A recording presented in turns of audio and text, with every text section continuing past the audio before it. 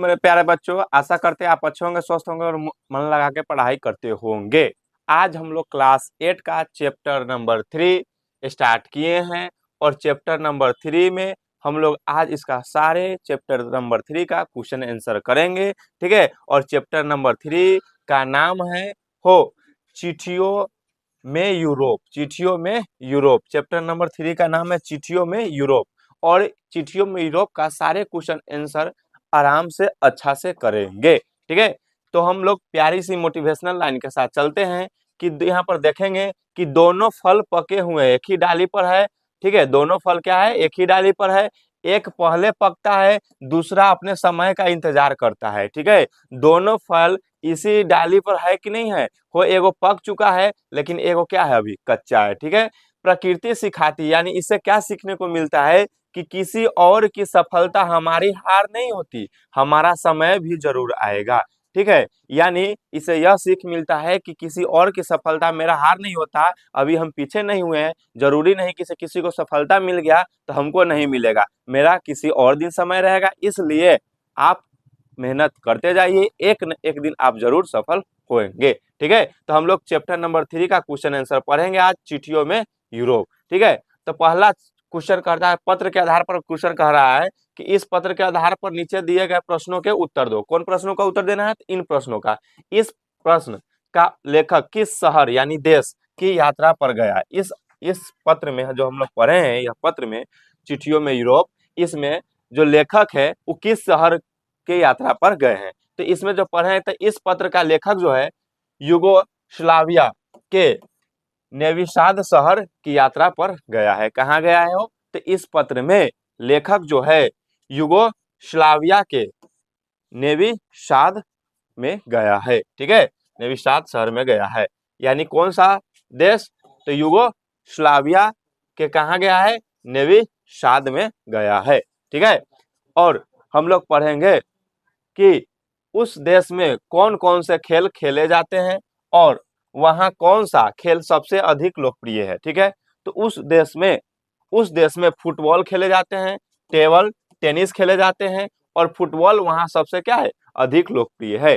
जैसे यहाँ पर क्रिकेट अधिक लोकप्रिय है, ठीक है, हॉकी है, उसी प्रकार वहां भी फुटबॉल और टेबल टेनिस खेले जाते हैं, लेकिन फुटबॉल वहां क्या है, सबसे अधिक लोकप्रिय है, ठीक है दोस्तों। तो हम अब लोग इसी का फर्स्ट क्वेश्चन का ग पढ़ेंगे।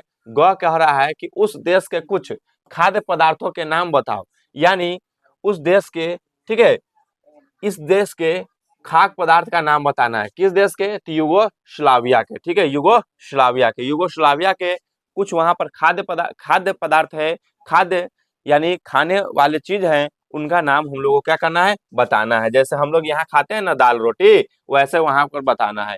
तो उस देश के कुछ खाद्य पदार्थ क्या है, योगर्ट है, सूप है, सफेद सेम है, आइसक्रीम वहां पर पसंद है सबको, ठीक है, चावल है, स्ट्यू है, चिल्ले जैसी मिठाई है जिसमें खट्टी बेरी का गुद्दा भरा हुआ होता है, सेवैया उबली सूप में, ब्रेड बटर मार्मलेट आदि है। यानी ठीक है, इतने चीज वहां पर खाए जाते हैं, उपयोग में लाए जाते हैं, ठीक है।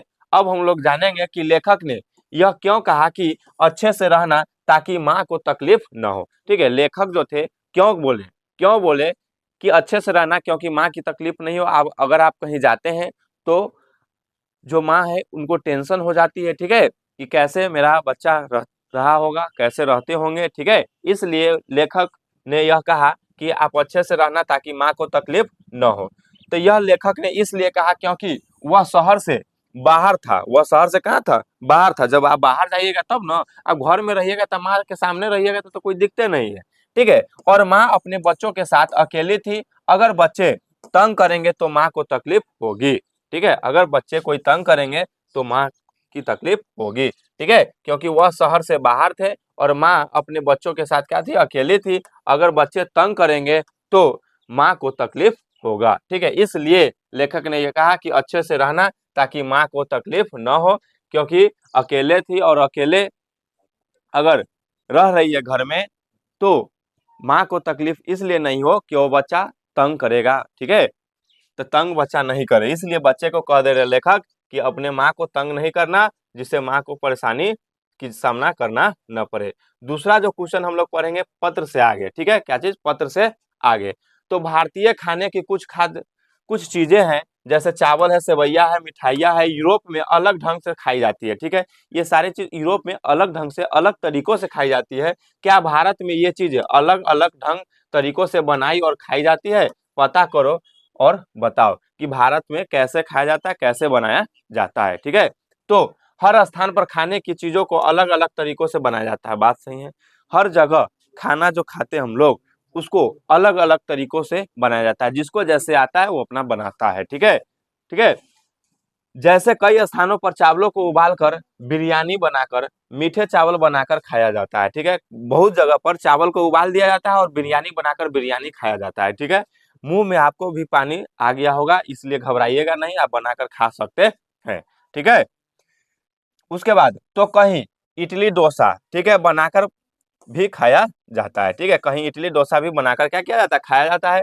सवैया दूध में डालकर, नमकीन बनाकर, मीठी बनाकर या फलूदा आदि के रूप में खाई जाती है, और इसी तरह मिठाइयों भी अलग अलग तरह से बनाई जाती है, ठीक है। यानी इसे यह जाने कि हर शहर का खाने का, हर व्यक्ति का तरीका अलग अलग है, बनाने का भी तरीका अलग अलग है। हम लोग भी ऐसे ही खाते हैं, ठीक है। अब अगले क्वेश्चन में हम लोग देखेंगे ख में कि दूना नदी यूरोप के कई देशों में बहती है, ठीक है। भारत में अनेक सी नदी है, बहुत सारे नदी है जो कई राज्यों से के बीच से होकर क्या होती है, बहती है। ऐसा कुछ नदियों के नाम लिखो, यह भी पता करो कि वे कौन कौन से राज्यों में से होकर बहती है। यह भी पता करना है कि वह कौन से राज्य में होकर बहती है, ठीक है। तो हम लोग यह देखेंगे कि भारत में गंगा आरंभ में उत्तरांचल से होते हुए फिर भारत में कहाँ से बहती है, तो गंगा सबसे पहले कहाँ से बहती है, तो उत्तरांचल से। उत्तरांचल से होते कहाँ जाती है, अनेकों राज्य से बहती हुई बंगाल के कलकत्ता शहर के पास महासागर में मिल जाती है, ठीक है। तो गंगा नदी कहाँ से कहाँ तक बहती है हो, तो गंगा नदी भारत के कहाँ से निकलती है, तो उत्तरांचल से निकलती है। कहाँ से निकलती है, तो उत्तरांचल राज्य से निकलती हुई अनेक राज्यों से बहती हुई जाती है और बगल बंगाल के कलकत्ता शहर के पास महासागर में जाकर क्या हो जाती है, मिल जाती है गंगा नदी, ठीक है। तो एक इंपॉर्टेंट फैक्ट यह पढ़े हैं, ठीक है, कि गंगा नदी का आरंभ कहाँ से होता है, तो उत्तरांचल से होता है, और कहाँ जाकर मिलता है, तो कलकत्ता शहर के महासागर में मिल जाता है, ठीक है। यमुना नदी दिल्ली से होकर मथुरा, इलाहाबाद, कृष्णा नदी, देखिए यमुना नदी कहाँ, दिल्ली से मथुरा तथा इलाहाबाद। कृष्णा नदी कैसे जाता है, दक्षिण भारत। कावेरी नदी कहाँ है, तो दक्षिण भारत, चेन्नई में समाप्त होती है, ठीक है। कावेरी नदी भी दक्षिण भारत, चेन्नई में कहाँ क्या होती है, समाप्त होती है। नर्मदा नदी नासिक में बहती है। नर्मदा नदी कहाँ बहती है, नासिक में। नासिक कहाँ है हो, तो महाराष्ट्र में। कहाँ है हो, महाराष्ट्र में, ठीक है, यहाँ बहती है। और यहाँ यह भी लिखना है कि पता करना कि कौन कौन से राज्यों में से होकर बहती है, कौन कौन से राज्यों में होकर बहती है, ठीक है। तो गंगा नदी के बारे में हम जानेंगे, वही सवाल का आंसर है सॉरी, गंगा नदी जो है हरिद्वार, गाजियाबाद, पटना, बिहार, बंगाल, यहाँ से होकर बहती है, ठीक है, ठीक है। हरिद्वार, गाजियाबाद, पटना, बिहार और बंगाल, इन सभी राज्यों से होकर गुजरती है। यमुना नदी कहाँ से होकर गुजरती है, तो दिल्ली, उत्तर प्रदेश। कहाँ कहाँ है, दिल्ली, उत्तर प्रदेश, ठीक है। नर्मदा नदी किन राज्यों से होकर गुजरेगी हो, तो महाराष्ट्र। कहाँ से, महाराष्ट्र, ठीक है। कावेरी नदी किन राज्यों से, दक्षिण भारत, ठीक है।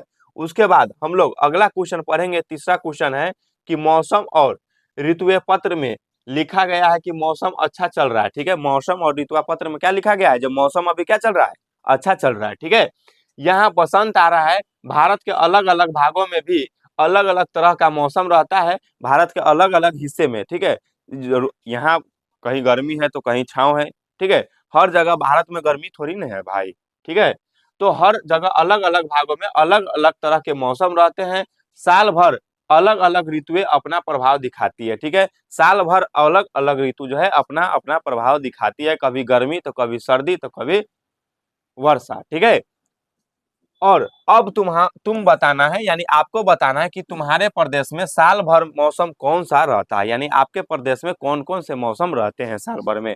तो हमारे प्रदेश में साल भर में तीन तीन महीने का मौसम रहते हैं। कौन कौन रहता है, तो सर्दी रहता है, गर्मी रहता है और बरसात रहता है और क्या रहता है, बसंत रहते हैं। ठीक है, 3-3 महीने में रहते हैं, 3-3 महीने का रहता है। 3-3 महीने यानी चारों, अगर क्या कह दिए ऋतुएं हो, तो कितना महीना हो गया, 12 महीना हो गया। क्योंकि 3 महीना का ये रहता है, 3 महीना का ये रहता है, 3 महीना का ये रहता है और 3 महीना का ये रहता है। यानी हमारे प्रदेश में साल में हर 3-3 महीने में ऋतुएं क्या होती रहती है, बदलती रहती है। हर 3 महीने में कभी सर्दी रहेगा तो 3 महीने बाद फिर क्या हो जाएगा, गर्मी हो जाएगा, फिर बरसात रहेगा, फिर क्या रहेगा, बसंत रहेगा। ठीक है, यानी हमारे प्रदेश में जो होती है, ये हमारे भारत में हर 3-3 महीने पर मौसम क्या होता रहता है, बदलते रहता है। ठीक है, समझ में आया, यह भी इम्पोर्टेंट फैक्ट था। अब हम लोग पढ़ेंगे खान पान। ठीक है, अब खान पान के बारे में हम लोग जानते हैं। ठीक है, तो पहला क्वेश्चन कर रहा है, अपने प्रदेश में कुछ खाने पीने की चीजों के नाम बताए। ठीक है, तो अपने प्रदेश में हम लोग क्या खाते हैं भाई, रोटी चावल तो खाते हैं, फेमस है कि नहीं है। तो रोटी चावल दाल सब्जी, ठीक है, ये भी खाते हैं, है कि नहीं, ये सब फेमस है। आलू गोभी, ठीक है, आपका भी फेमस होगा। मन ललक रहा है, चिंता नहीं लीजिएगा, घरे जाकर बना के खा लीजिएगा। ठीक है, मटर पनीर, रायल लस्सी, समोसा जलेबी। अब कितना बड़ा लस्सी तो पीते ही नहीं होगा कि, लेकिन लस्सी जाके मार लीजिएगा, अभी गर्मी का क्या है, मौसम है। समोसा जिलेबी, ठीक है, जिलेबी भी सबका फेवरेट है कि नहीं है। ऐसे छोड़िए ना, राष्ट्रीय मिठाई है ना। ठीक है, तो जाके गबुआ लेना है। ठीक है, चिंता नहीं लेना है। आप सोच रहे हैं कि हम कब खाएं, क्या सोच रही है ना। अब हम लोग अपने मनपसंद व्यंजन को बनाने का तरीका पता करो और लिखो कि सामग्री विधि। अब अपने, अब आपको जो पसंद है, जो सामान पसंद है, आप जो खाना चाहते हैं, उसके बनाने का तरीका लिखना है। बनाने का तरीका लिखना है, आप क्या चीज पसंद करते हैं और उसको कैसे बनाया जाता है। ठीक है, तो आप अपना पसंद लिखिएगा। ठीक है, तो सामग्री विधि हमको लिखना है, तो आलू की कचौड़ी सामग्री। ठीक है, आलू की कचौड़ी सामग्री, आलू के कचौड़ी बनाने के लिए क्या क्या जरूरी है, तो आलू जरूरी है, आटा जरूरी है, घी जरूरी है, नमक जरूरी है, मिर्च जरूरी है, हरी मिर्च जरूरी है और अदरक जरूरी है, गरम मसाला जरूरी है, हरा धनिया। ठीक है, और इसका विधि कैसे हम लोग बनाएंगे, तो अब बनाने की विधि हम लोग जान रहे हैं। देखिए, हमारा जो फेवरेट है ना, यह आलू की कचौड़ी है। ठीक है, अब आपका क्या फेवरेट है, आप अपना लिखिएगा। कि सेवई का खीर है, किसी का आलू सोयाबीन का होता है। आलू सोयाबीन का सबसे नंबर 1 पर है मेरा। ठीक है, लेकिन हम ये लिख दिए। अब आपका जो फेवरेट है आप यहाँ पर लिखेंगे। ठीक है, तो आलू उबाल कर पहले क्या किया जाता है, आलू उबाल दिया जाता है, फिर छील कर उसको मसल दिया जाता है, इसी से करके मसल दिया जाता है पूरा एकदम गुदवा गुदवा के। उसमें हरी मिर्च, हरा धनिया, अदरक, गरम मसाला, नमक, मिर्च आदि डालकर पीढ़ी तैयार करके रख लेते हैं। और उसी में, ठीक है, आलू के जो पीढ़ी, हम लोग आलू को मसते हैं, ठीक है, मसलते हैं, और उसी में सारे चीज, क्या क्या चीज आप भी जाइएगा। पहले क्या कीजिएगा, अगर यह चीज बनाना है तो ठीक है, आप उसको उबाल लीजिएगा, छिलका छिल लीजिएगा और छिलका छिलकर उसको मसल दीजिएगा, भुकुर दीजिएगा। उसमें हरी मिर्च धर दीजिएगा, हरा धनिया धर दीजिएगा, अदरक रख दीजिएगा, गरम मसाला रख दीजिएगा, नमक रख दीजिएगा और मिर्च रख दीजिएगा, लाकर डाल दीजिएगा। पीढ़ी तैयार कर लीजिएगा। आटा मारते समय उसमें थोड़ा घी डालकर मारते। अब आटा को जब हम लोग मारते हैं तो उस समय क्या है, थोड़ा घी डाल देना है। ठीक है, आटा जैसे हम लोग जैसे छानते हैं तो कैसे उसमें थोड़ा तेल डाल देते हैं ना, उसी प्रकार उसमें थोड़ा घी डाल देना है। आटा बहुत मुलायम ना हो, फिर छोटी छोटी पेढ़ियां बनाकर उसमें आलू की पीढ़ी भरकर हल्का से बेले। ठीक है, उसमें छोटी छोटी पीढ़ी बनाना है, उसमें क्या भर देना है, आलू। आलू हल्का सा क्या कर देना है, भर देना है और उसका पीढ़ी बनाना, और गर्म घी में भूरा होने तक तले। गरम घी में जब तक भूरा नहीं हो जाए, जब तक उसका लालापन नहीं हो जाए, तब तक क्या करना है, उसको तरना है। फिर निकाल कर गर्मा गर्म परोसे, फिर निकाल लेना है और गर्मा गर्म, ना कहता गर्मा गर्म समोसे खाइए, गर्मा गर्म खाइए, गर्मा गर्म खाइए कचौड़ी। तो यहाँ पर गर्मा गर्म क्या खाना है, कचौड़ी खाना है। ठीक है, ठीक है, अभी तक सिरा जाएगा आपको, जब तक जाएगा जब तक क्या हो जाएगा, सिरा जाएगा। जब तक हम बनाएंगे, जब तक आप घरे रहिएगा, यहाँ आइएगा तो बस, या खाइएगा, बात खत्म। तो अब हम लोग का 5वां क्वेश्चन है, इकट्ठा करने का शौक इसी पुस्तक के किसी पाठ में है कि कुछ लोगों को कोई खास वस्तु इकट्ठा करने का शौक होता है, कुछ लोग गुड़िया, पुस्तक, चित्र में, कुछ लोग डाक टिकट इकट्ठे करते हैं। अरे शांत रहेगा रे, डर नहीं लग रहा है रे, तो समझ में नहीं आ रहा है रे। एडिटिंग करेंगे अब, इतना देर कट गया ना, तुम लोग को वो खिंदा से हम देख रहे हैं, समझ गया रे। आएंगे गर्दा छुड़ा देंगे, जब जान रहा है वीडियो बना तो तुम लोग को शांत रहना चाहिए। अब इतना दूर गया, मेरा एडिटिंग करने का समय आ गया, अभी तक नहीं कर रहा था, तो ऐसे बोलने के चलते मजबूर होकर बोले अभी। चोट्टा हराम ज्यादा, क्या गार्जियन संस्कार दिया सब। चलो,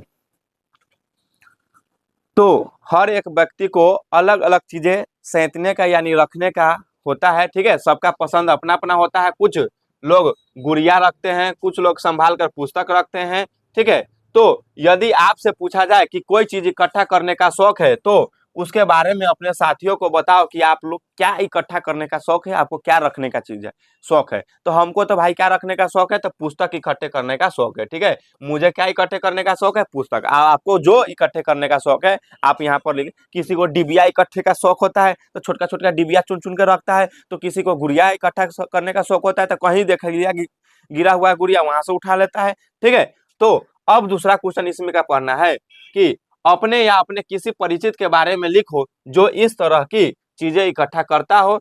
तुम इन चीजों के बारे में लिख सकते हो, ठीक है। अपने या अपने परिचित, ठीक है। अपने कोई आसपास के जो दोस्त यार है उनसे उनको लिखो कि वह क्या चीज इकट्ठे करते हैं। तो उन्हें कौन सी चीज इकट्ठा करने का शौक है, तो हम देखे हैं कि उन्हें क्या चीज इकट्ठा करने का शौक है, वो उन्हें गुड़िया इकट्ठा करने का शौक है, ठीक है। वे उन्हें कहाँ कहाँ से इकट्ठा करते हैं, तो वे उन्हें घर में गिरे होते हैं, खिलौने की दुकान में जाते हैं तो वे गुड़िया को इकट्ठे करते हैं। घर में अगर कहीं गिरा रहता है और खिलौने के दुकान में जाता है तो वहां से गुड़िया क्या करता है, इकट्ठा करता है, ठीक है। उनके इस शौक की शुरुआत कैसे हुई, तो एक दिन जब वह जा रहा था ना, दो तीन सुंदर गुड़िया जो है, दो तीन की तरह नहीं, यहाँ पर मिस्टेक है, दो तीन सुंदर गुड़िया मिल गई। बस उसी दिन से उसे यह शौक लग गया, ठीक है। जब एक दिन वह जा रही थी घूमने, तो एक दिन जा रही थी ना, तो उसको दो तीन को सुंदर सुंदर सुंदर सुंदर गुड़िया मिल गई और उसी दिन से उसको शौक लग गया कि नहीं हम गुड़िया को संभालेंगे और गुड़िया को रखेंगे, और उसी दिन से वह इकट्ठा करके रखने लगा, ठीक है।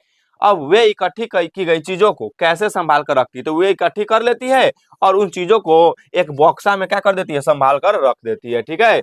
इन चीजों को इकट्ठा करने और रखने में कौन कौन सी समस्याएं होती है, तो उसको इकट्ठा करने में भाई अनेक समस्या होती होगी।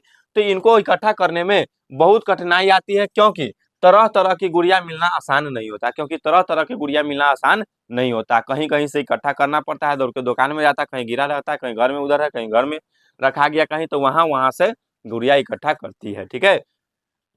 अब 6 क्वेश्चन पढ़ेंगे हम लोग। क्या चीज लिखा गया है